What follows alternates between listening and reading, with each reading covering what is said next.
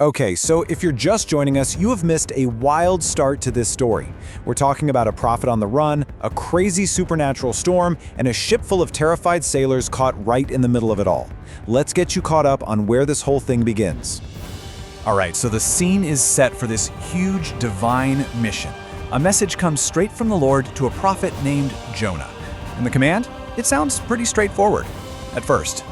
The mission is this: go to Nineveh. Now, you gotta understand, Nineveh was a massive city, and it had a reputation for being, well, not a nice place. Super wicked.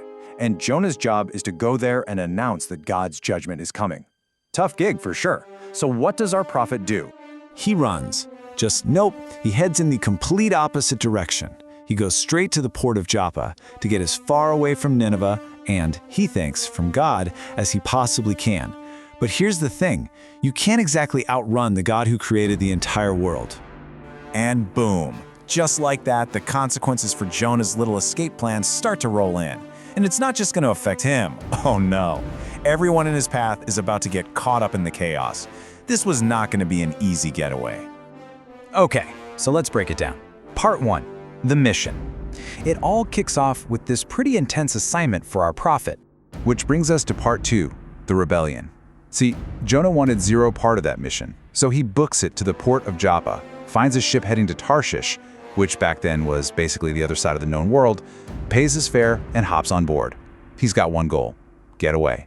And this right here, this lays out the conflict perfectly. God says, go east to Nineveh. Jonah's plan, sail west to Tarshish. You literally couldn't go in a more opposite direction. And this single choice is what lights the fuse for this whole crazy story. All right, Part 3, the furious storm. So with Jonah on the ship, God doesn't just send a little bad weather, he hurls a massive wind over the sea, whipping up a storm so violent that the ship itself is in danger of being ripped to shreds. And you can just imagine the sheer panic on this boat. These are professional sailors, and they are terrified. They're shouting out to their gods, they're throwing expensive cargo overboard to lighten the load, they're doing absolutely anything they can think of to survive. So where's the man who caused all this? You're not going to believe it. He's sleeping. While the ship is breaking apart and everyone is fighting for their lives on deck, Jonah is down below, completely oblivious, fast asleep. The contrast is just staggering.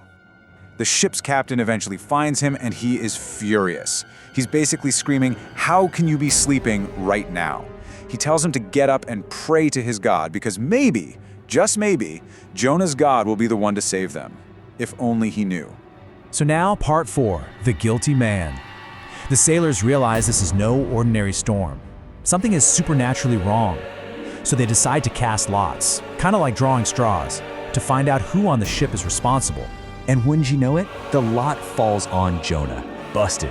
All of a sudden, every single eye on that ship is on him. The mystery is solved, but the interrogation is just getting started. And the questions come flying at him. Who are you? What's your job? Where are you from? Why is this happening to us? They need answers, and they need them now. And this is the moment of truth. Jonah comes clean. And listen to this confession. He tells them he worships the Lord, the God who created the very sea that is trying to kill them all. He admits he's running away from this all-powerful God. Talk about a bombshell. So, their fear just skyrockets into pure terror. They realized they weren't just dealing with some guy who angered a local deity. No, they were stuck in the middle of a conflict with the creator of everything. Their situation just went from incredibly bad to unimaginably worse. Which brings us to our final section, overboard into the deep. The storm keeps getting worse, so the sailors ask Jonah the million-dollar question: what do we need to do to you to make this stop? And Jonah's answer is just shocking. He takes all the blame, he knows he's the problem, and he tells them the only solution. They have to throw him overboard. But get this, these sailors, they actually try to save him first. They row as hard as they can to try and get to shore, but it's useless. The storm is too strong. So they say a quick prayer to Jonah's God, asking for forgiveness for what they're about to do, and then they throw him into the raging sea. And the second Jonah hits the water, the storm just stops instantly. The raging sea becomes perfectly calm. Can you even imagine witnessing that? It's a clear, undeniable, and honestly terrifying miracle. For the crew, this changes everything. They are totally awestruck by what they just saw. They offer a sacrifice to the Lord right then and there and vow to serve him. An entire ship of pagan sailors converted on the spot. So the ship is safe, the sailors are saved, their part of the story has a happy ending, but what about the man at the center of it all, who is now sinking into the deep? Just when you think it's over, the Lord makes another move. He doesn't let Jonah drown. Instead, he arranges for a great fish to swallow him whole.